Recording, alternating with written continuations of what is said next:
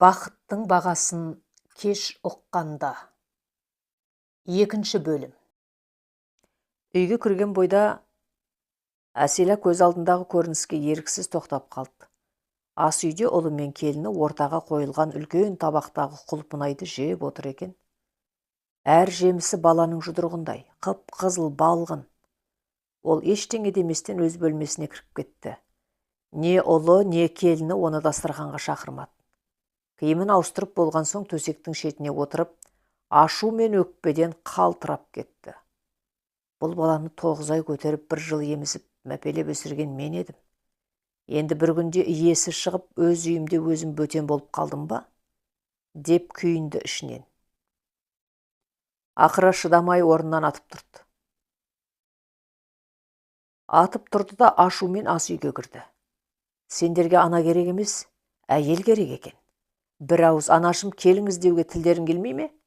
Мен сендердің құлпынайларыңды жемей ақ қояйын. Бірақ адамша сыйластық қайда? Әкең тірі болғанда? Осы жерде оның сөзі кілт үзілді. Жауһар орнынан атып тұрды. Иә, әкем тірі болар еді. Егер сіз оны ажалынан бұрын өлтірмегеніңізде. Әкем өмір бойы бір ауыз жылы сөзге зар болып өтті. Қанша жыл жанжал шығардыңыз. Еш нәрсеге қанағат етпедіңіз. Қашан көрсеңіз өкпе, қашан көрсеңіз реніш. Енді де сол әдетіңізден таймай жүрсіз. Жауһардың ішінде жылдар бойы жиналған өкпе сыртқа ақтарылып жатты. Әкемнен қалған дүниенің бәрін сатып жібердіңіз. Бір ауыз ақылдасуды да қажет көрмедіңіз. Мен де осы үйдің баласымын ғой. Мені де кіріп пікірім бар емес пе? Әселяның өңі бұзылып кетті. Бірақ көп ұзамай ол баяғы қаруына көшті. Иллахи, мен өлсем бәрін құтылатын едіңдер ғой. Әкеңнің орнына мен кетуім керек еді, солай ма? Кешір мені, кешіре салшы. Қаласаң машинаңның ақшасын жинап берем. Датчының ақшасын да әпкеңнен сұрап алам. Тек кешір мені. Әр айтқан кешір сөзі Жауһардың жанын одан сайын ауыртатын. Өйткені бұл шынайы өкініштен емес, өзін аянышты көрсету үшін айтылып тұрғанын жақсы біледі. Ол өмір бойы анасынан бірақ нәрсе күткен еді. Өзін бала емес, азамат ретінде көрсе екен дейтін. Пікіріне құлақ асса екен дейтін. Әкесі секілді бір ауыз жылы сөз айтса екен дейтін, бірақ оған жете алмады. Ал Әселя болса өзін мүлде кінәлі санамайтын. Оның түсінігінде ана әрқашан дұрыс. Баласы қандай жағдайда да бағынуы керек. Осылайша ана мен бала арасындағы қашықтық күннен күнге ұлғая берді. Асылбектің қазасымен бірге бұл шаңырақтың берекесі де кеткендей еді. Асылбектің қазасы Жауһардың жүрегінде жазылмас жара қалдырған. Әкесінің өмірден өтетінін ешкім күтпеген. Ауруханадан шыққан соң біршама тәуірленгендей болған, бірақ Әселя бұрынғысынша қыдыруды, отырыстарды тоқтатпаған еді. Бір күні көктемнің жайма шуақ күнінде тағы да серуендеуді талап етті. Анасы, бүгін мазам болмай тұр, басқа күні барайық, деген еді Асылбек. Сізге не айтсаң да ауруыңыз сылтау етесіз, барғыңыз келмесе ашық айтыңыз. Ақыры ер адам амалсыз келісті. Көлік көктемгі даланы жарып келе жатты. Айнала жасыл желекке оранып бәйшешектер бір жарып тасып тұрған кез. Бірақ Асылбектің жүзі солғын еді. Бір кезде ол жұбайының қолынан ұстамақ болды. Әселя қолын тартып алды. Көп ұзамай көлік төбенің етегіне тоқтады. Көліктен түскен Асылбек көкірегін ұстап қалды. Жауһарға хабарлас, деді әрең сөйлеп. Әселя оның жағдайын аса ауыр қабылдамады. Олы келгенде Асылбек көліктің артқы орындығында жатқан болатын. Жауһар дереу дәрісін берді. Қан қысымын өлшеді. Ауруханаға қарай асықты. Бірақ жолда әкесінің тынысы өзгере бастады. Жауһар көлікті тоқтатып артқа ұмтылды. Әке, әке деп айқайлады. Бірақ кеш еді. Асылбек ұлының қолын ұстап жатып, соңғы демін шығарды. Сол сәттен бері Жауһар өзін жетім қалғандай сезінетін. Әкесі оның тірегі, ақылшысы, қорғаны болатын. Сол тірек құлағаннан кейін өмірдің салмағы бірнеше есе ауырлап кеткендей еді. Арада уақыт өтті, бірақ Жауһардың жүрегіндегі өкпе басылмады. Соған қарамастан ол өзін жеңуге тырысты. Бір күні таңертең анасының алдына барып, апа, мені кешіріңіз, қателестім, ренжіткім келген жоқ, деді. Ол анасының жүзіне үмітпен қарады. Алайда Әсила ұлының бұл сөзін күтіп отырғандай еді. Жеңіске жеткен адамдай маңғазданып отырды. Іштей рахаттанып кетті. Әлі біраз үндемей жүрейін, сонда тағы келіп кешірім сұрайды деп ойлады. Ал Жауһар болса анасының көзінен ешқандай өкініш пен мейірім көрмеді. Сол сәтте оның жүрегінде тағы бір нәрсе үзілгендей болды. Сол күндері Асылбектің әпкесі үйге жиі келетін. Бір жолы ол Әсилаға қатты ренжіді. Тым болмаса марқұм інімнің аруағын сыйлаңыз. Інімнің топырағы кеппей жатып той-тойлап қыдырып жүрсіз. Сөйтсе Әсила құрбыларымен Самарқанға саяхатқа кетпек болған екен. Жұлдыз осыны айтып жылап жіберді. Әкем қандай адам еді, ал анам ештеңеден сабақ алмады. Жауһар үнсіз тыңдап отырды. Оның да көңілінде дәл сондай ойлар жүрген еді. Түн қоюланып бара жатты. Аға мен қарындас әкелерін еске алып ұзақ отырды. Жүректеріндегі сағыныш та, өкпе де, мұң да сыртқа төгілді. Сол түні олар таң атқанша көз ілмеді. Балалық шақтан бері жиналған жан жараларын бір-біріне айтып шықты. Ал бұл әңгіме олардың өміріндегі жаңа бір кезеңнің бастамасы болатынын ол кезде еш қайсысы білмеген еді. Сол кезде ағалы қарындасты бауырлар анасын жамандаудың үлкен күнә екенін білсе де, таңға дейін бір-біріне балалық шақтан қалған жараларын айтып тауысты.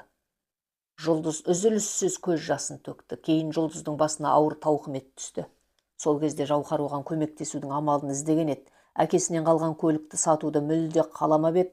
Анасы бір ауыз ақылдасқанда ғой, өзінің көлігін сатып әкесінің тынысы қалған машинаны әдемі естеліктермен бірге алып қалар еді.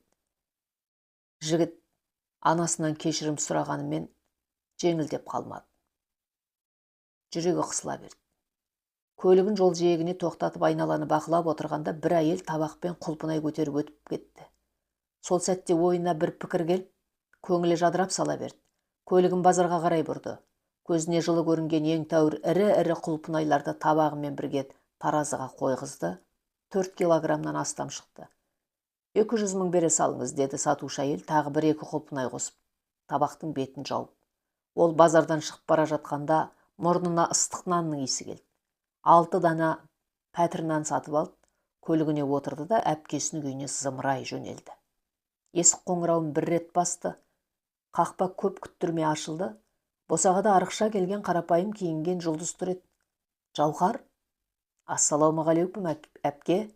Жерге қарап сәлем берді жігіт. Жұлдыз оны құшақтай кетті. Келдің бе бауырым? Бармысың, сағынып кеттім ғой. Жылап көрісті Жұлдыз. Жауһар көліктің жүк салғышынан пакеттерді алып жатып, сізге құлпынай алып келдім. Жақсы көрушы едіңіз ғой, деді. Ағалы қарындасты бауырлар босағада ұзақ сөйлесіп тұрды. Үйге барыңыз әпке. Әкем сияқты кәуап істеп берем, деді. Жауһар қоштасып жатып, жиендерімді сағындым. Осы аптада міндетті түрде келіңіздер. Жұлдыз інісін шығарып салып тұрып, ішіндегісін сыртқа шығарды. Әкемнің машинасы сатылғанына өзімнің де өкінішім өзекті өртейді. Шарасыздық құрсын. Кешір алсаң кешір, деді. Жауһар ойланбастан жауап берді. Әпке, машина деген не? Бір темір тұлпар ғой. Енді ойласам, әкемнен қалған ең көркем, ең қадірлі естелік сіз екенсіз. Мен ақмақты кешіріңіз, әпке. Жұлдыз інісінің иығына басын қойды. Көз жасы тағы да сел болып ақты. Жауһар болса, әпкесін көріп жеңілдеп қалды. Иығын басып тұрған ауыр тас домалап барып таудың етегіне құлағандай болды. Жұлдыз үйіне мүлде басқа көңіл күймен кірді. Апатай, інім келді, құлпынай алып келіпті, деді үлкен табақтың бетін ашып жатып. Ас үйге жағымды жұпар иіс таралды. Көңілі таудай өскен қыз бір табақша құлпынайды жуып тәрелкелерге салды. Кейін біреуін енесінің алдына жылжытты, біреуін өз алдына қойды. Бір данасын алып тістеп еді, тамағынан өтпей қалды. Жылай берді. Жауһар әпкесімен қарым-қатынасын реттеп алған соң анасының да ризашылығын алудың әрекетіне көшті. Ол базардан анасы жақсы көретін тәттілермен гүл сатып алды. Кейін үйге кіріп келді. Сүйікті жары өз бөлмесінде, анасы өз үйінде еді. Бір кездері әкесі не бір үмітпен салған үйдің сыпырылмаған ауласы шашылып жатыр еді. Жары да анасы да көрінбеді. Оның келгенін сезіп босағада анасы пайда болды. Жауһар өзін мәжбүрлеп жүзіне күлкі үйіріліп жақындай берді. Апа, жақсы отырсыз ба? Әселя қабағын түйді. Бұл гүлдер сізге, апа. Енді әрқашан сізге назар аударып қамқор болам. Анасы қолында созбады. Бар, әйеліңе бер. Мені көріп қалмағаныңды оған алып кірер едің ғой, бәрібір. Апа, мұны сізге алдым. Келіңізші, татуласайық. Мен саған бірдеңе дедім бе? Бар, әйеліңнің көңілін аула. Қуанып қалсын. Апа, неге үнемі бұлай істейсіз? Әрдайым сөзбен түйреп сөйлейсіз, деді күйініп. Түйреп жатқан ешкім жоқ. Бар, әйеліңе бер деп жатырмын. Болды, шақыра ғой, қуанып қалсын. Ол теріс бұрылып кете бастады. Жауһардың жүйкесі бұған шыдай алмады. Ауада қалған гүлдерді сілкіп, дауысының барынша айғайлады. Анашым-ау! Жары да асықпай шығып келді, бірақ анасынан айырмашылығы жүгіріп барып гүлдерді құшағына қысты. Кейін тәттіге қол созды. Үлкен рахмет, отағасы, қатты қуанып қалдым. Кейін енесінің алдынан гүлін көтеріп көрсете басып өтіп кетті. Жауһар ешбір амалмен анасының көңіліне жол таба алмады. Кейде не істесе де үнемі керісінше жауап қайтаратын қырсық мінезді әйелмен әкесінің қалай өмір сүргенін көз алдына келтіріп шошып кететін. Бұл нағыз азаптың өзі еді. Соңғы уақытта анасы оның жұмыстан қайтуын аңдитын, қарасы көрінісімен-ақ баспалдаққа отырып алып, ұлып жылайтын әдет шығарды. Мені неге тастап кеттіңіз? Отағасы, мыналарға қор қылдыру үшін бе? Сіз өлгенше мен өлсем болмас бе? Ажал келіп мен алып кетсе болмас бе?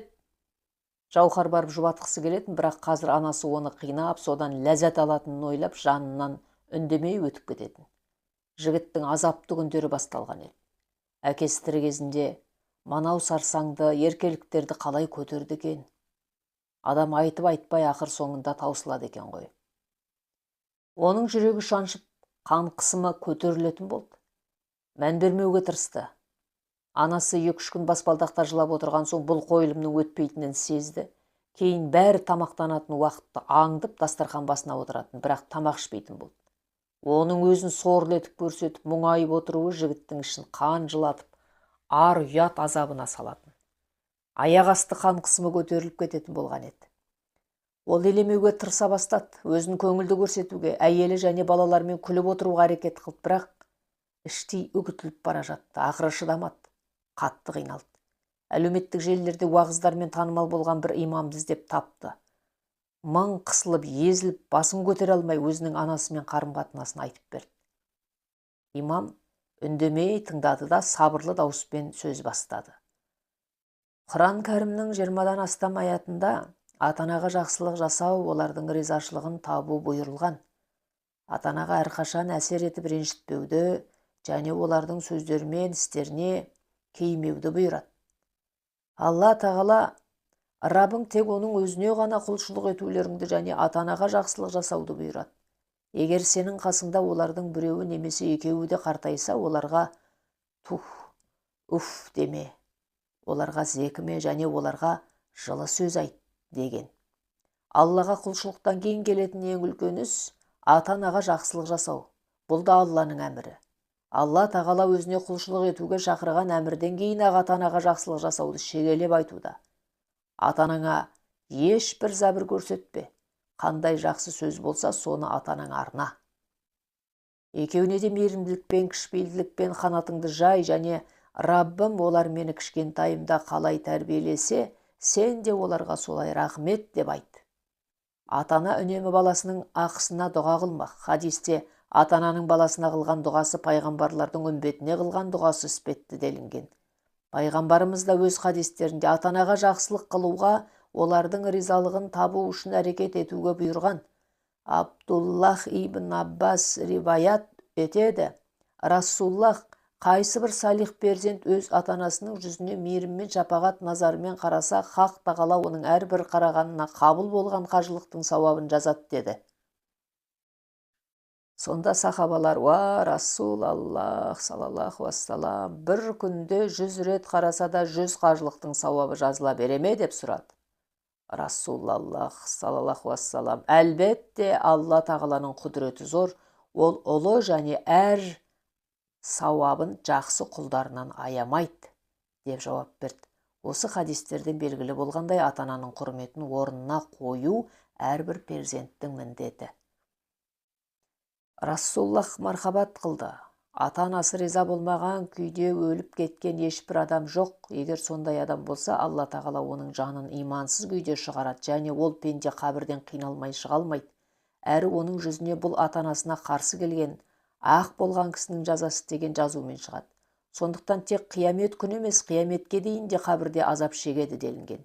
Енді бауырым, қаншалықты қиын болса да дініміздің нұсқауларын орындауға барыңды саласың. Жауһар есіктен кіре сала анасының қасына келді. Сәлем берді. Кейін өзін мәжбүрлеп анасының қолын сүйді. Апа, мені кешіріңіз. Сізді көп ренжіттім. Енді жақсы ұл болуға тырысам, деді. Кейін құшақтағысы келді. Анасы қолында көтермеді. Іштей имамның сөздерін қайталады. Алла, сенің разылығың үшін істеп жатырмын бұл істерді. Айыбыңды біліпсің, деді анасы. Шындығында Әсила іштей де солай ойлап тұрған еді.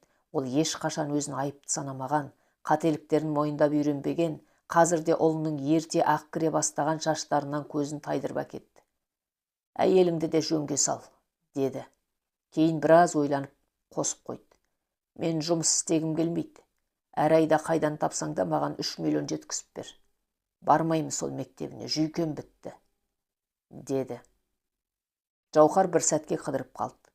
Өзі бар жоғы 7 миллион айлық алса, кейін тәуекел етіп келісті. Жақсы анашым, тапқанымның бәрі сіздікі болсын. Анау әйелің айт, сөз қайтармай маған қызмет қылсын. Жауһар есіктен үлкен бір эмоционалды толқыныспен кіріп еді, бір сәтте мұздап қалғандай болды. Жақсылық жасағысы келмей қалды. Әкесін еске алды. Қандай дұғагөй, мейірімді, кешірімді еді. Жүрегі сыздап қоя берді. Бір күнде жаз шықты. Дозақтың жалынындай шілденің ыстығы басталды.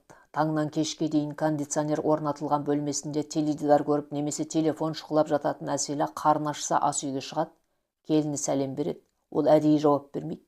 Қабағын түйіп дастарханға отырады. Таңғы асы келеді, үндемей тамақтанады. Кейін бөлмесіне кіріп кетеді. Түскі аста бір шығады. Кешке Жауһар келеді. Баруын жинап ұлына шашады. Анауың менімен сөйлеспей жүр. Апа, қашан сөйлеспедім, өзіңіз сәлем берсем жауап бермейсіз ғой. Әсила оның осы сөзін күтіп тұрады да содан рахат алады. Күнде осы жағдай қайталанады. Ақыры шыдамай келін үйіне кетіп қалды.